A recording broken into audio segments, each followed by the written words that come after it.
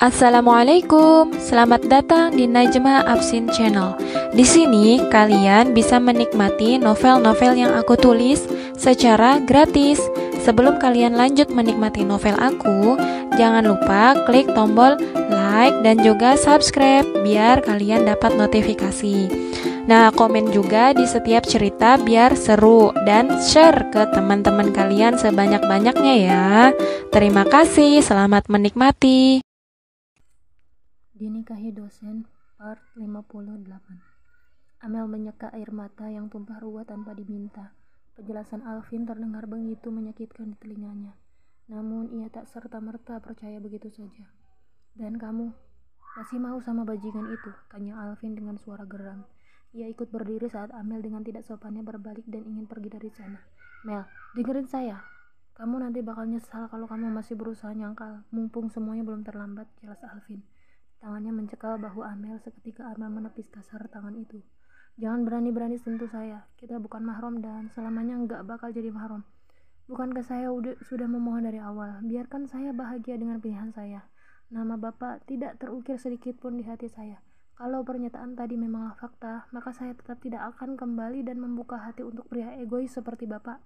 Tetan Amel menatap nyalang ke wajah yang membuatnya begitu muak beberapa menit lalu. Pria itu dengan teganya menuduh Ramdan yang menghamili Wati.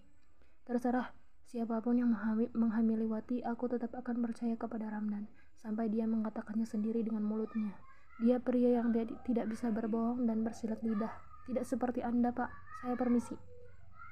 Amel segera pergi dengan berlari, tidak membiarkan sedikit pun Alvin menyusul langkahnya. Ramangnya penerangan kafe membuat sembabnya samar. Amel hanya menutupinya dengan masker. Di depan pagar ternyata sudah ada Rafa yang menunggunya. Lama banget, ngapain sih? Nongki gak ajak-ajak aku, kesal Rafa. Ia menyudahi aktivitas main gamenya di ponsel.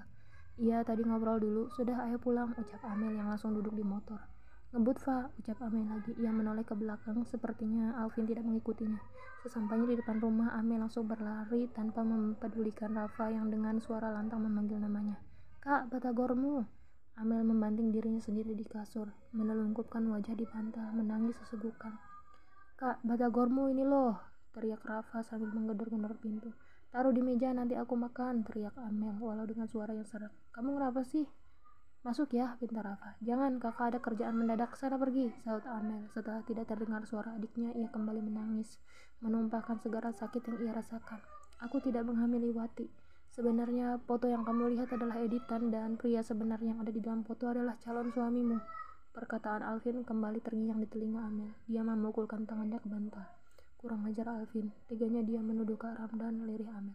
Kalau kamu gak percaya, lihat apa yang aku punya. Alvin menyodorkan ponselnya pada Amel. Di sana terdapat gambar yang menampilkan wajah selain Alvin, namun dengan pose yang sama seperti foto yang dilihat Amel sewaktu di kafe. Kamu lihat, wajahnya diedit, ini bukan aku. Amel menatap datar wajah pria yang sudah tak asing lagi di matanya. Di sana ada foto Wati tiduran di dada pria dengan wajah Ramdan.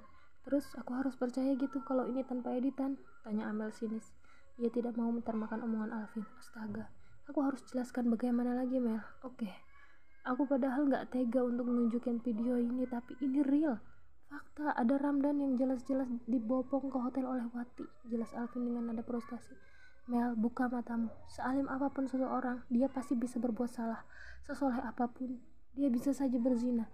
Jangan sampai cinta membuatmu buta dengan kekurangannya, terang Alvin. Ia menekan tombol play untuk memutar video rekaman CCTV memperlihatkan sebuah mobil masuk ke parkiran hotel yang tak terlalu besar, hanya memiliki 3 lantai. Di sana terlihat Wati sedang membopong seorang pria, namun wajahnya tertunduk, sepertinya tidak sadarkan diri.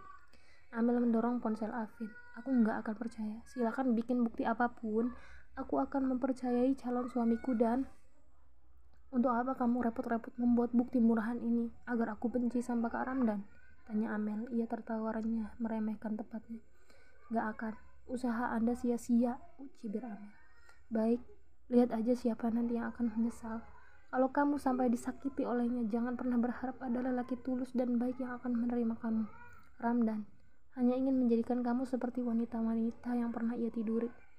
Jaga omongan Bapak. Bapak itu dosen loh. Dan Bapak tahu sendiri, Kak Ramdan juga dosen. Kalian adalah rekan kerja, akademika.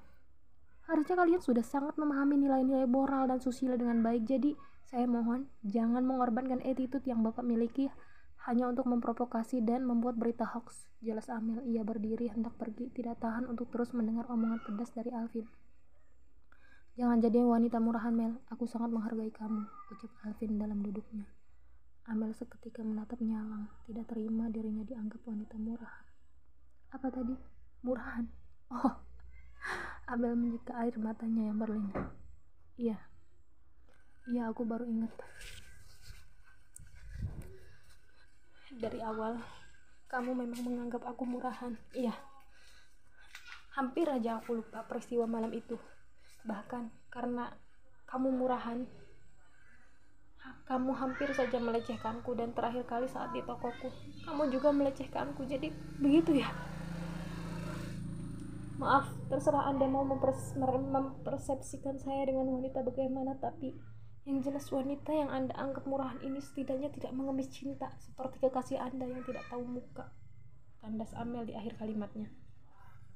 Serentetan peristiwa itu terus berulang hingga membuat air mata Amel tak kunjung usai. Mengapa? Di saat aku mau bahagia, dia terus mengganggu hidupku, ya Allah. Jauhkan saja dia, lirih Amel.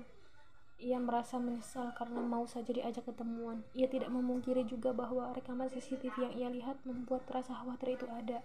Tapi kepercayaan ia pada Ramdan lebih besar. Amel yakin Ramdan bukan pria yang mau diajak macam-macam, apalagi oleh wanita seperti Wati. Dan sebaik apapun wanitanya, Ramdan yang menjaga marwahnya itu tidak mungkin berbuat hal yang dilarang agama.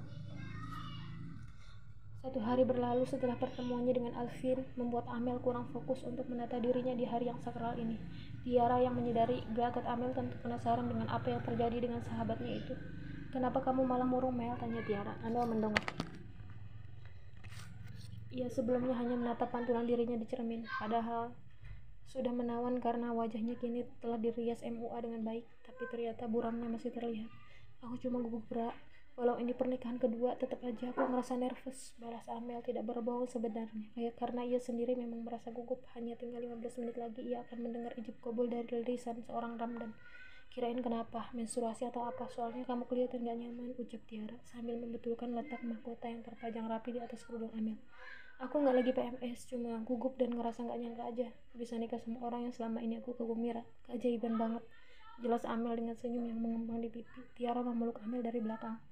Iya loh, aku iri jadinya, pengen kayak kamu, nikah sama cowok yang udah diidam-idamkan dari dulu, jelas Tiara sembari tangannya nakal menoel hidung Amel. Kamu cantik banget, Mel, hari ini. Aku yakin Ramdan pasti pangling. Bisa-bisa malam ini kamu langsung jebol. Panas. Astagfirullah. Canda Tiara membuat Amel lantas berbalik dan mendelik. Aduh, kelakuan Tiara. Astaga, ini orang mesum banget, komentar Amel. Tiara hanya sekikikan. Tak sabar nantiin cucu. Ucap Tiara lagi, membuat Amel memukul lengan Tiara. Kali ini ia tak kesal, namun justru malu dan merona. Tidak seperti saat ia menikah dengan Alvin.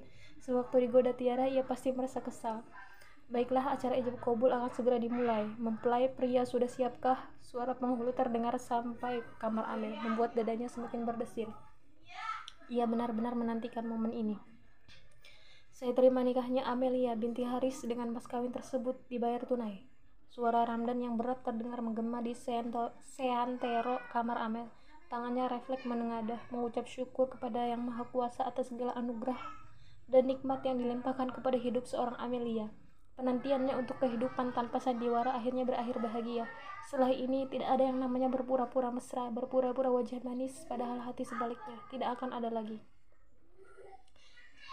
Alhamdulillah, Mel, akhirnya kalian halal, ucap Tiara penuh haru. Ia memeluk tubuh Amel, begitu pula sebaliknya. Amel tak terasa menitikkan air matanya. Alhamdulillah, Ra, setelah aku berjuang untuk cinta ini, lirih Amel.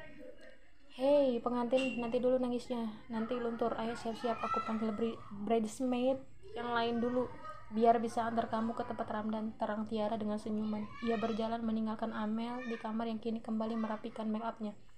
Amel berjalan anggun diiringi 6 orang bridesmaid di sisi kanan, kiri, dan bagian belakangnya. Gaun berwarna putihnya yang menjuntai panjang tidak membuatnya kerepotan karena dibantu oleh pendamping perempuan yang memegang ujung gaunnya. Wajahnya yang biasa hanya memakai bedak tipis natural kini terlihat lebih glowing tanpa meninggalkan kesan menor. Bibirnya pun berwarna merah cerah, merkah, tersenyum gugup saat matanya bersirobak dengan Ramdan di depan sana. Pria itu menatap Amel dengan senyum dan kagum, berdiri tegak dan gagah seolah memberitahu jika ia telah siap bersanding dengan Amel di pelaminan. Saat mata Amel memindai sekeliling, ia harus mendapati Alvin menatapnya sendu dari kejauhan. Tapi hal itu tidak lama. Amel segera membuang wajah, tidak ingin terus ingat perkataan pria itu tempo hari. Yang ingin dilakukan Amel saat ini adalah fokus menatap masa depan, menerima segala kekurangan dan kelebihan seorang pria yang kini sudah sah menjadi suaminya.